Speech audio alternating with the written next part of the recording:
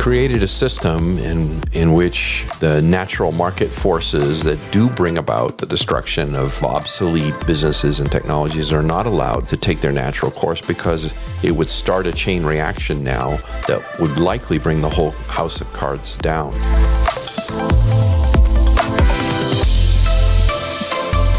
Hello and welcome to Bitcoin in the Bible, a show for Christians who love God's Word, care about sound money, and want to learn about the moral case for Bitcoin.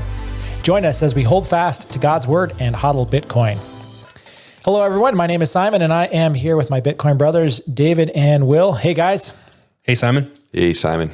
We are back and better than ever as we continue our second season entitled Back to the Bible. We're just rejoicing that we can continue our strategy of delving into the scriptures and learning from our God.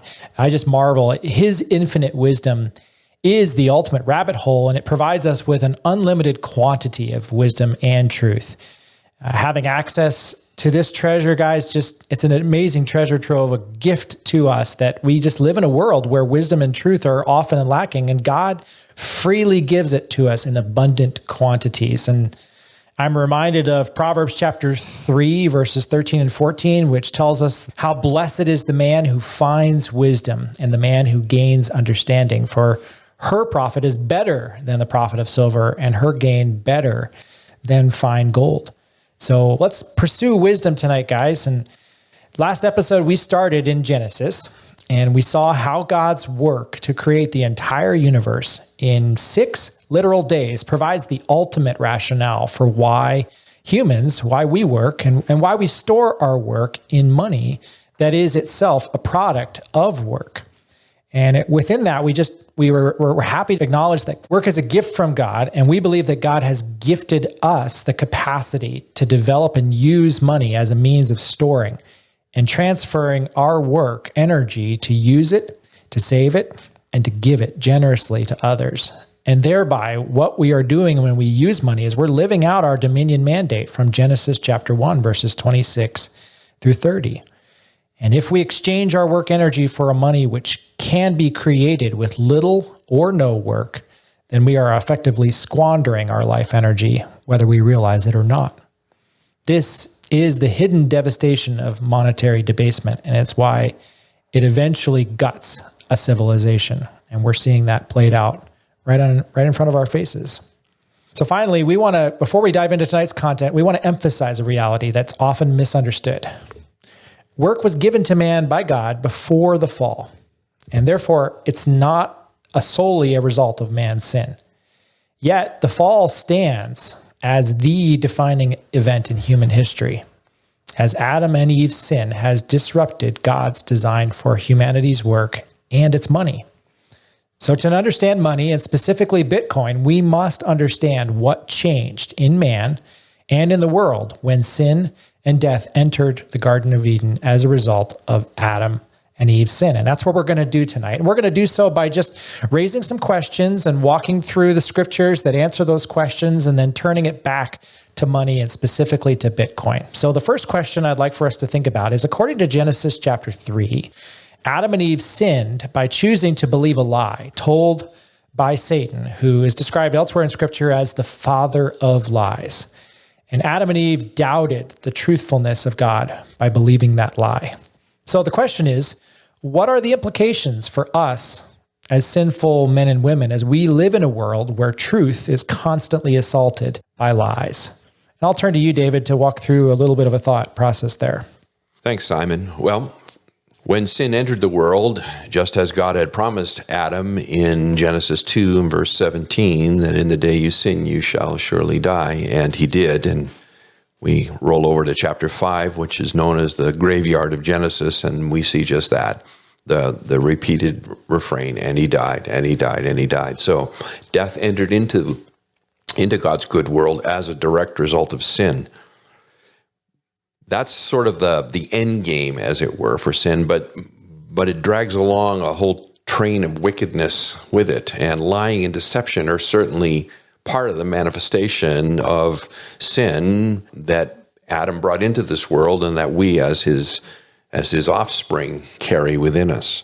So lying, deception, obfuscation are specific manifestations of sin. We see that in Genesis chapter 3 and verse 12, where when God says to Adam, he says, what have you done? And Adam immediately blame shifts, right? And he says, it's the woman that you have given to me. And we see that immediately after the fall, the idea that he's not truthful anymore. And then you just kind of look around you and the reality that children are liars by nature. I mean, Romans tells us that we're all liars by nature, right? Romans 3 and verse 13. But what parent ever taught their children how to lie? And yet, as a parent, you find out pretty quickly that they're good at it. And so where did all that come from? Right? It's a direct result of Adam's sin. And so we live in a world that's awash in lies, a world that is built on deception, because we live in a world in which all of humanity has fallen in Adam and manifests this wickedness. For a Christian, one of the fruits of salvation, of redemption, of the new life in Christ is that we now delight in the truth. Paul says that over in 1 Corinthians 13 and verse 5. Why do we delight in the truth? Because truth is the character of God. So we are saved and being conformed into the likeness of Jesus Christ, and therefore truth now is a characteristic of a believer, of a Christian. We delight in the truth, and we're like God. We delight in human endeavor, which upholds truth. We don't rejoice in deception. We don't rejoice in wickedness. We're not happy when we see someone lie and get away with it. Just the opposite. We delight in honesty and in truth, and we teach it to our children. We value it as a society, or at least we say that we do. So God hates lies. God hates lies, and so we also hate lies, right? If we are sons and daughters of God, then we are to love what he loves and hate what he hates. And part of that hating lies and loving truth is that we should be delighting in systems that enable us to be truthful, or to verify truthfulness, systems that actively work to prevent lying, to root out deception and obfuscation. So when we look around in the world around us, right, we see the Fed releases their minutes periodically, and they say things like, inflation is on track, and we can control this economy, do a little more quantitative easing. The reverse repo market is going to take care of this, and we'll taper eventually, and interest rates will come back up at some point, and the market knows that's a lie, and the game is, the analysts sit around, they listen to the Fed minutes, and they think, okay, what is the Fed trying to communicate? We don't believe what they said. What are they trying to communicate? The whole thing is lies, right? So Bitcoin is an open system. There's full transparency everywhere, right? The ledger is open and auditable, and it's not just, it can be audited. It demands auditing, right? Demands constant auditing from its participants. And so that enables everyone, not just believers, right? It's extending the common grace of God to humanity, that all humans can prosper under this system where lying is precluded, right? I mean, we've talked last season about how nodes and miners their honesty is enforced. If a user of the network attempts to lie about the state of their holdings or what they're able to do, the network is able to detect and reject that. So we have a system that upholds honesty. And the reason we do is because Satoshi, whoever he or she or they are, recognized the inherent duplicity in the human condition. So we know nothing about, I'll just call him a he, but we know nothing about his spiritual condition for sure, but he at least was astute enough to recognize that the monetary systems that we live under are based on lies. They're an entire fabrication. And recognizing that we are by nature liars, he built a system that takes that into account and prohibits lying. Right, because it prohibits trust, because trust is just asking for lying, right? How can we, if you have a system built on trust, which every fiat system is, trust in a centralized authority, if we have a worldview where we believe that lying is everywhere, those two things are mutually exclusive. You can't have a system where you trust centralized authority and also know from first principles that Men are sinful and wicked and will lie to you constantly. I really love this line of thinking too, because I was listening to a person this week who it was back in the day when he read the original white paper, and the shocking thing that he learned when he read the white paper is, wow, he figured out how to prevent the double spend problem. What is the double spend problem? Well, it's the reality that somehow could take this digital form of currency and spend it two ways and defraud someone else. So the reality is that Bitcoin was developed to enhance truthfulness. It was developed to enhance trust that you could have in the system and in the relationships that exist by virtue of being able to exchange your money with others within that system without having to worry about whether they're lying to you or not about how much they actually have. And I go back to Genesis as well and just think about what Adam and Eve lost. They had open, unhindered fellowship and relational communication with the God of the universe and with each other. They were able to walk with God and talk with God and know his heart, know his thoughts, know his wisdom. And when they sinned, they hid from God, right? So hiding from God is just as bad as lying to God. And we live in a world today where we know when someone is hiding something from us, they're lying to us in a sense. So obfuscation and hiding the truth is just as bad as telling someone a lie. And that's what we see around us, and that's what we feel around us as we live and work in the fiat-based system. We're almost trained from our early days to basically recognize those who are lying to us and almost, in a sense, capitalize or work around that possibility. And Bitcoin changes that. It changes it back to a system where you can work cooperatively with others, knowing that, yes, they are still humans. They are still sinful. They are still greedy. They are still liars. They are still liars. But the system is designed to protect you from that sin. Question number 2 then gives us a secondary way to look at that. Since all men and women live with that sin nature of Adam, we all have both the capacity to lie and this propensity towards deception. Therefore, we just cannot be implicitly trusted anymore. How does this change our business dealings with one another and our usage of money? When God set up his economy for Israel under the Mosaic covenant, he gave them the 10 commandments. And a number of those commandments deal specifically with this basic issue of lying and the attendant sins that go with it, greed and theft and so forth. And so he prohibits, right? You shall not steal. You shall not bear false witness against your neighbor. You shall not covet your neighbor's house or anything that belongs to your neighbor. So all of these related sins or manifestations of the fallen nature, God specifically and explicitly prohibits under the Mosaic covenant. Yeah, I think further about that, I love what you said there, David, that God shows us in the Mosaic law what his heart is with respect to how society should function. And specifically within that law, he has to give his people specific instructions about how not to do business in an unjust way, right? We've talked about this before, but he says in Exodus chapter 18, you shall have just balances, just weights, a just ephah, a just hin. I am the Lord your God who brought you out of the land of Egypt. So by doing business with one another, we are exchanging our work, our money, our life energy for one another. And living in a world where you expect to be defrauded forces you into developing systems around that basically are designed to account for the amount of fraud in the system. I think about the reality that banks have to provide you the capacity to reverse a transaction 28 days, 38 days after that transaction was originally done. Why? Because there's the possibility that somewhere along the way, someone has defrauded you or the system, and therefore there has to be a reversibility around that. But that system costs money, and it costs time, and it's laborious, and it's difficult, and it creates red tape. It creates inefficiency that we all bemoan because we live in it, and we have to live in it. Yeah, the whole legacy system is inherently inefficient.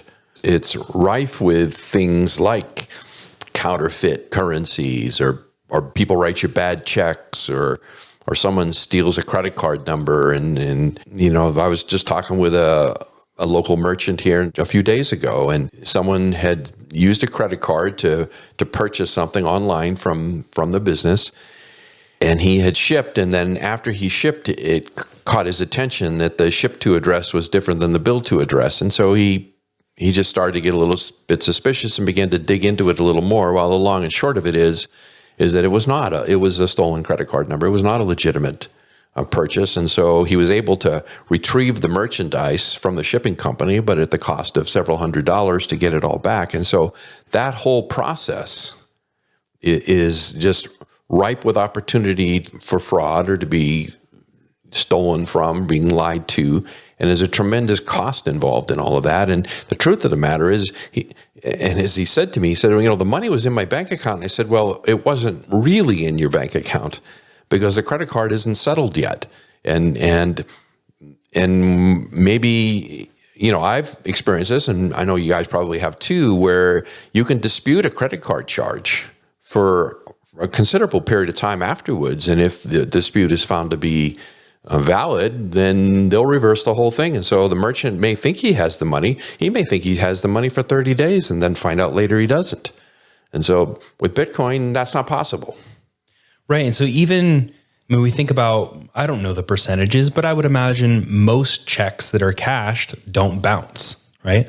But because you have a system that's not built in with protections against lying, everyone has to wait, right? I deposit a check for $10 from my grandma for my birthday, and the bank may float me a $10 check, right? But if I deposit a $100 check, they're going to say, no, you got to wait a couple of business days, right? We want to make sure that this thing doesn't bounce. We got to clear it. And so everyone suffers under the weight of the unjust, right? The lying few have caused pain for everybody because you have a system that can't really take that into account. With Bitcoin, you have a system that settles every 10 minutes. So what does that mean? That means that there are no bad checks, right? That means that there's no stolen credit card information. There's no credit risk in the system. Everything's fully collateralized. If I pay someone in Bitcoin, when they receive the Bitcoin, they wait for a couple confirmations on base chain, or if they do it over Lightning, it's instant. Then they know no one's clawing that back. It's impossible. There is no way to do that. So now I have a system where I don't have to worry about fraud. Exactly. You don't have to worry about somebody giving you a counterfeit $100 bill, and then you go and deposit it at the bank or something, and then they tell you that bill was counterfeit. You don't have $100, but I sold something and they gave it to me. I transferred my life energy in exchange for this. Sorry. And just think about this from the benefits too, from a business perspective.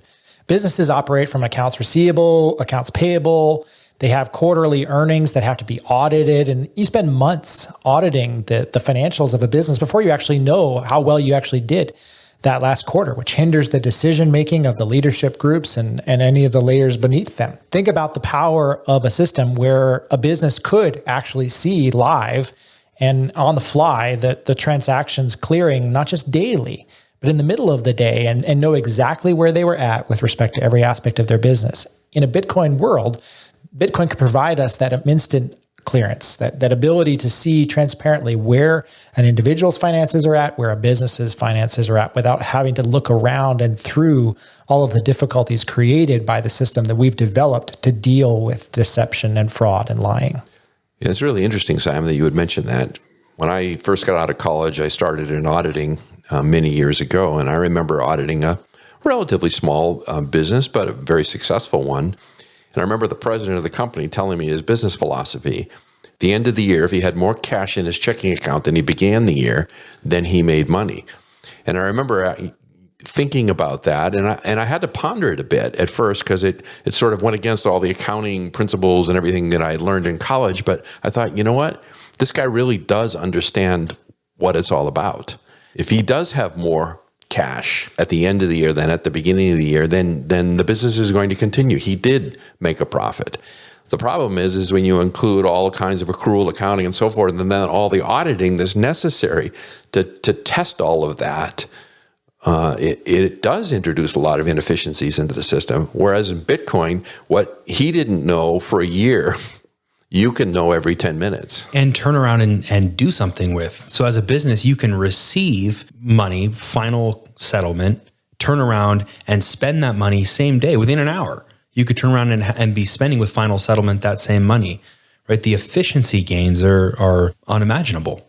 And for all of you who love to balance your checkbook, or at least used to love to how to balance your checkbook, Bitcoin is for you. It balances itself. All right, third question here. We are told by God in Genesis 3 that the consequences of Adam's sin included a change in the nature of his work.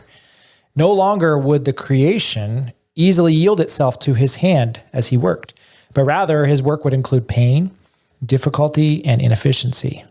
So what implications does this have for how we work and how our money functions now? Well, clearly the first and most obvious is that work, which was originally designed by God to be one of the sources of greatest satisfaction, becomes in many cases some of the source of some of our greatest pain. And so every day you get up and you go to work, and there is some reminder throughout the day that you are living in a broken world. You're living in a fallen world, and you are a fallen person, even redeemed by Christ. There's still that martyrological hangover. You still carry some of the effect of that sin with you. And so yes, it's hard to go to work, and it doesn't yield itself easily to you. And so how do you get around that? Well, you often just have to work harder, or you work longer. I think the other side effect to that, though, is that when your work is not successful, and when it's harder to be successful, it creates the potential for you to try to bypass the work and the labor required and cheat the system to obtain the gains that you want and that you think that you need. So the system itself must be built up around you to restrain that natural tendency that you have to cheat it, and to restrain the natural tendencies that all men have to lie, to steal, to slander, to be lazy. I just think of how many aspects of the business world are basically built with the assumption that employees are lying, cheating, stealing from their employers and from others, and how much structure has to exist in a business to restrain and account for that sinful tendency. Work is God glorifying, and we believe that, and we believe that men and women can work in a sinful world in a way that is honest and honorable before God, even though the work is difficult and it is not as easy and as profitable as God intended it to be for Adam pre-fall. But because we live in that sinful world, we have to live in the reality that the people working around us are not always working consistently and honorably. And I think this is where Bitcoin really starts to shine, in the sense that Bitcoin honors true, legitimate work that was done honorably and done with the appropriate amount of effort. We've talked about how the proof of work algorithm basically sorts through all of the work that the miners are doing and rewards the one that did the appropriate amount of work to justify the reward that he is receiving. So are we saying that Bitcoin then is going to eliminate laziness and deception and lying and cheating and stealing? No. Bitcoin does not fix the human heart. That is one of the themes that we will continually return to throughout this entire season. It is Christ alone. Yes. Right? Indeed. By grace alone, through faith alone, in Christ alone, that a human being can be made right with God and can have their sin forgiven and can begin to live with a new ethic that honors their God. But Bitcoin certainly has the structural systems to help restrain sin. It is a law, in a sense, that restrains sin. And rewards people who return to God-glorifying practices of work. You hear lots of accounts of how people running the fiat rat race, upon discovering Bitcoin, were reminded of the truth that they already had imprinted in their heart by God, that when you work a good, long, hard day and you're rewarded for that work, and you get up the next day and you do it with a good intention and a good attitude and the intention of serving others, then your work begins to return back to that which God has intended, which is to bless others and to encourage you to exercise and to do the things that are God glorifying in your life. But again, the reality is that God is the only one who can change your heart. Bitcoin cannot change your heart, but Bitcoin can begin the process of helping you see that which God has created and how it has been distorted and continually distorted by the fiat system that we live in. I think the entire concept of money as we know it is a byproduct of the fall. The trust that you can't have in your money, right? We talk about the unforgeable costliness of money. If the fall had not happened, you could use a single centralized ledger for the world's money, because you wouldn't be afraid that the money would be debased. You wouldn't be afraid that there would be fraud. You wouldn't be afraid that someone would confiscate what you have earned. But that's not the case. Because of the fall, we can't trust that people won't steal from us and try to steal from us in every possible way through inflation or through outright theft. And so Bitcoin is a system built with the fall in mind. Bitcoin is a system that understands the sinful fallen nature of men and says, okay, let's construct rules and build this system in such a way that those sinful desires of men are precluded. Amen. So the fall is with us, and we know that the fall initiated a rapid descent in morality. Across the entire world, all men descended into broken relationships, violence, rebellion, greed, and more. You don't have to read too far in Genesis to see the wheels just coming off of men and women's and society in general. We know from Romans that the creation itself groans underneath the weight of sin. Our sin has distorted the world that we live in. So the question we now have to look at is, how can human beings develop an economic system that protects and preserves truth and justice in this kind of a world? Well, God has built certain natural consequences into the creation to restrain sin, and one of those natural consequences are that if you spend more than you earn, you will ultimately go bankrupt. And even the Old Testament law, the Mosaic law, made provision for bankruptcy. It was a recognized reality there, and certainly in the business world, when a corporation expenses exceed its income for a period of time, then it becomes insolvent and it goes bankrupt, and it ought to go out of business. That ought to be the natural consequence of it all. That those bad actors, or someone who is not necessarily a bad actor, but just not capable of servicing the market with a product or a service that people are willing to pay for, then it should go out of business. Unfortunately, now we're living in a world, and maybe we're near the end of this fiat nightmare, but all of these zombies are kept alive by the continual creation of currency units at little or no cost, and they're flooded into the system, and so the market can't clear the dead wood. It's almost like the forests in this nation. We have federal forestry laws that don't allow them to clear the deadwood. And so what happens is we have forest fires break out and consume vast, tracts of land that threaten human life and property and so forth. Well, kind of like the financial system, the deadwood is not allowed to be cleared out. So when the fire breaks out here, the devastation goes far and wide.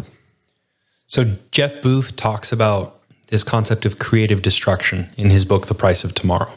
When you have technological progress, that new technological progress destroys the competition that came before it. So if I invent a tractor, then I destroy everything that was using a hand plow before that. The problem is now we have large businesses that would otherwise be disrupted and destroyed by new technology, but they're prevented from collapsing by a centralized system of money printing that props them up with ever increasing amounts of debt. And what you're doing is you're stymieing progress. You're stymieing innovation because you're not allowing the new technology to disrupt the old. And the system itself is also propagating that forward through the oppositional force to that deflation. As things are becoming more efficient and decreasing the amount of work and labor required to produce the same results and achieving greater productivity through that technological development, the companies that should die and find a better way to make their product or to provide their service are not allowed to die, because the system doesn't want to see those companies die, and they want to see the perpetual growth of those companies and the labor associated with those companies. And so the printing press turns on to basically propagate forward the idea that nothing should ever go down. It should only continue upwards and to the right, including the rise of labor and the amount of productivity that each company can demonstrate in its traditional way. So I think what Bitcoin can do is prevent that by allowing the natural market forces to resume their work of driving technology forward, driving efficiency forward, and allowing us to see the potential of what we're developing as God's way of allowing us to produce more with the work that we have and to use the time that we have in this universe better and not try to resist that natural force of what he has placed in our world around us. Things were meant to improve, and God intended for us to be that agent of improving it. Our human minds are capable of doing more and more because we are mining the wealth of God's mind as we continue to use what he has taught us and to take scriptural principles and apply them to the work that we've been given to do. So the idea that we should have this stagnant economy that just simply continues forward and propagates forward without developing and renewing itself through destruction is not biblical. We've created a system in which the natural market forces that do bring about the destruction of obsolete businesses and technologies are not allowed to take their natural course because it would start a chain reaction now that would likely bring the whole house of cards down. And so the Fed and other central banks around the world have really backed themselves into a corner where they have no choice but to continue to flood the system with currency created through debt in hopes to keeping the whole thing alive, but the zombies just are continuing to drag it down. And the result of that is that those companies, right? So let's look at the airlines. So when the airlines have big years and pull in a lot of money, that money goes straight to bonuses for the top executives. And then turn around and stock buybacks, right? To pump up the value for the board and for their top investors. And then COVID hits and the airlines shut down. And those board members, they don't start paying for it. The government steps in and bails them out. And so that force is a corrupting influence, right? And that drives wealth inequality. Right. We privatize the profits and socialize the losses. And the banking industry is obviously one of the industries that we would look significantly at and say, what could change in a Bitcoin world in a banking industry?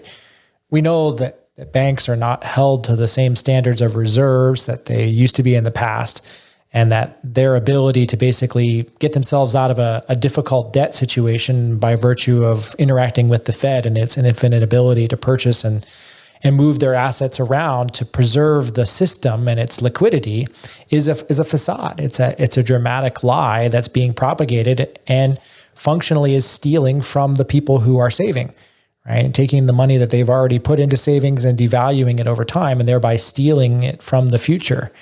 I was just listening to another podcast this week, and the speaker was describing a hypothetical book scenario where you read about somebody who has this time machine that could theoretically go into the future and take funds away from the people who are in the future and bring them back to the past. And you could see in the future how it was happening, but you had no way of preventing it from happening.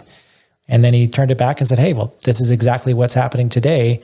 We're just extending that theft farther and farther and farther into the future by the trillions of dollars that we continue to print into existence, thereby stealing from the savings of generations to come. Okay, so we will summarize in the following way. As we look back on this episode, we realize that unfortunately we had to turn our attention tonight to one of the darkest parts of God's Holy Scriptures, the Genesis chapter 3, and the reality that sin has come into this world and it has forever, at least in the scriptures that we live in today, distorted God's good design of human work until he comes to redeem it. That distortion has forced all of mankind from Genesis onward to account for humanity's propensity to lie, steal, cheat, rather than simply focusing on productive and cooperative work and cooperative money together. And this just can create tremendous amounts of difficulty and expense. God has provided for all generations the ability to see that sound money provides the ability to hold back the forces of sin. And we believe that Bitcoin provides the best monetary system for us today to incentivize rational action and cooperative work that rewards legitimate work and punishes bad actors. Without the fiat-based system's support of bad business, our economic system would have more capacity to police itself and to allow legitimate economic initiatives to thrive. And our goal in this episode is to take you back to Genesis and allow you to see what we all know, which is that sin has broken our world until God comes and redeems it for himself. And we hold confidence that God is coming and that he will come and he will redeem this world from the sin that we have inflicted upon it. But while we wait for that return, we continue to work together to apply a biblical worldview to how we can do so in a way that glorifies him and portrays how his will is to be lived out in our lives today. So as we conclude today, we want to thank you all for your support and encouragement, and we in turn want to encourage you to trust God, love Christ, and love your neighbor, and save in Bitcoin.